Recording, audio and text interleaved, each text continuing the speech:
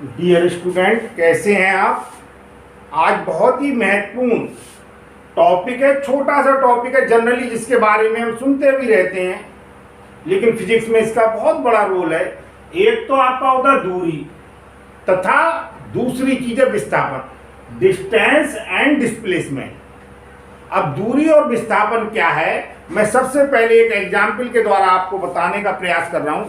एक गेंद को हमने ऊर्ध्वाधर दिशा में ऊपर की ओर फेंका, ऊपर की ओर, ठीक ऊपर, और ये 10 मीटर ऊपर गई, और 10 मीटर ऊपर जाने के बाद ये वापस लौटकर उसी स्थान पर हमारे हाथ में आ गई, और हमने उसमें क्या कर लिया, कैच कर लिया।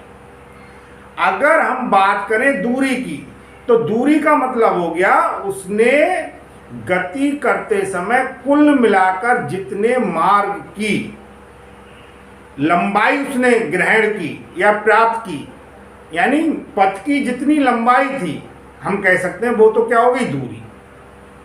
और विस्थापन कितना हुआ, तो दूरी तो आप समझ रहे हैं कुल मिला के कितनी हो गई, वह 10 मीटर ऊपर गई और 10 मीटर नीचे लौट कर आई, तो कुल मिलाकर उसने दूरी तो तय की 20 मीटर। और जबकि उसका विस्थापन क्या हुआ, उसका विस्थापन हो गया 0, क्योंकि उसकी जो प्रारंभिक स्थिति थी और अंतिम स्थिति थी, इनके बीच की जो दूरी है, दूरी में होने वाला परिवर्तन है, ये क्या था, शून्य था। उनकी स्थितियों में एक प्रकार से परिवर्तन नहीं हुआ। अब देखिए जो डेफिनेशन है, वो डेफिनेशन मैं आपको बता रहा हूं। दूरी में मैंने आपको बताया, गतिमान वस्तु द्वारा किसी समय में तय किए गए मार्ग की जो लंबाई है, उसी को हम क्या कहते हैं, दूरी कहते हैं। और विस्थापन में हम कहेंगे किसी गतिमान वस्तु की प्रारंभिक तथा अंतिम स्थितियों के बीच की जो न्यूनतम दूरी है, उसे क्या कहते हैं, विस्थापन कहते हैं। तो एक तो मैंने आपको गेंद के उदाहरण द्वारा भी आपको बता दिया। गेंद के उदाहरण में आपको समझ में आ गया, वो 10 मीटर गेंद ऊपर गई और लौटकर 10 मीटर नीचे आई, तो उसके द्वारा तय की गई कुल जो दूरी है, वो दूरी कितनी हो गई, 20 मीटर। जबकि उसके द्वारा होने वाला विस्थापन कितना हो गया, 0 हो गया। जो दूरी है वो कैसी है, स्केलर क्वांटिटी है, जिसे हम अदिश राशि कहते हैं। और जो विस्थापन है उसे वेक्टर क्वांटिटीज कहते हैं, सदिश राशि कहते हैं। ये टॉपिक एक दूसरे से क्या होते हैं, जुड़े हुए होते हैं। सदिश राशि और अदिश राशि से संबंधित मैंने एक वीडियो डाला हुआ है, उसे आप देख लें, आपकी समझ में आ जाएगा। अब मैंने आपको दूरी और विस्थापन के बारे में एक उदाहरण लेकर मैं आपको और समझाने का प्रयास कर रहा हूं। गेंद वाला उदाहरण तो मैंने आपको बता ही दिया। देखिए, हम ये मान लें, ये तो मूल बिंदु है O, जहां से वस्तु ने गति प्रारंभ किया। अब ये कुछ समय बाद A पर पहुंची, कुछ समय बाद B पर पहुंची, कुछ समय बाद कहां पर पहुंची, C पर पहुंची। ऐसे हम मान लें,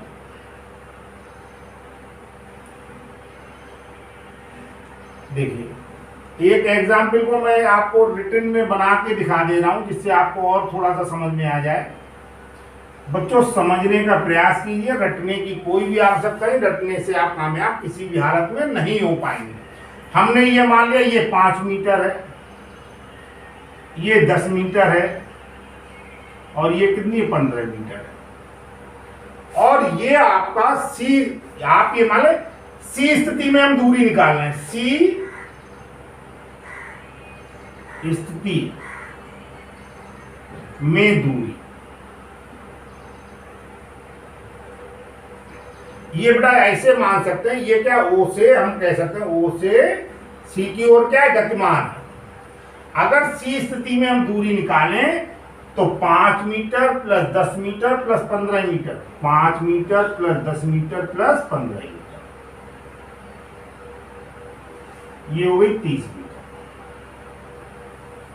अब ये वस्तु पहले इधर से इधर गई, और अगली स्थिति में C पर पहुंचने के बाद, आप समझ रहे हैं, C पर पहुंचने के बाद, फिगर पर ध्यान दीजिए और फिगर से ज्यादा मेरी बात पर भी ध्यान दीजिए। जब ये C पर पहुंच गई, तो C पर पहुंचकर ये आ गई वापस B पर। अगर ये B पर वापस आ गई, तो अगर हम B स्थिति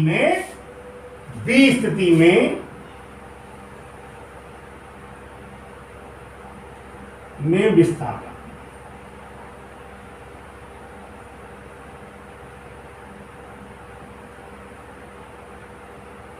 देखिए फिर से आप सुन लें, सी स्थिति में ओ से वस्तु गति करना प्रारंभ कर रही है, ओ से वो गति करते हुए ए पॉइंट बी पॉइंट सी पर पहुंच गई, तो ओ से चलने के बाद सी स्थिति में जब पहुंची तो उसकी दूरी हमने निकाली, तो दूरी कितनी आ गई, वो दूरी आ गई आपकी 30 मीटर।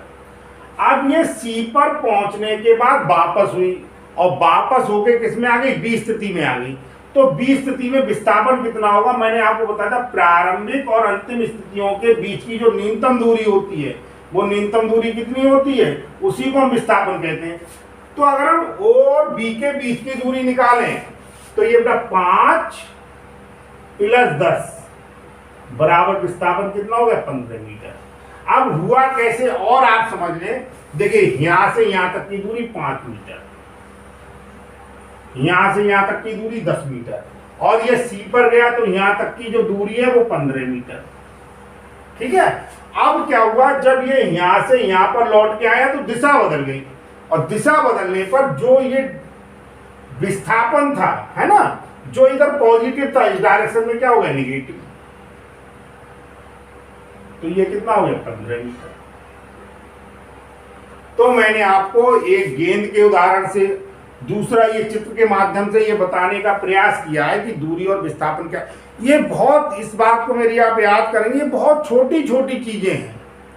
और हम पता चलता है बीएससी में पहुंच गए, अपर क्लास में पहुंच गए, बस हमने रट लिया दूरी क्या है, विस्थापन क्या है, लेकिन हमारे माइंड के अंदर कॉन्सेप्ट नहीं बन पाता। जब तक कॉन्सेप्ट नहीं बनता है तब तक ये संभव नहीं होता है कि हमें कोई भी चीज समझ में आए। तो इसलिए आप इसे समझने का प्रयास करें। यदि आपको ये वीडियो पसंद आया हो तो इसे लाइक करें, अधिक से अधिक शेयर करें और मेरे चैनल को सब्सक्राइब करें। धन्यवाद।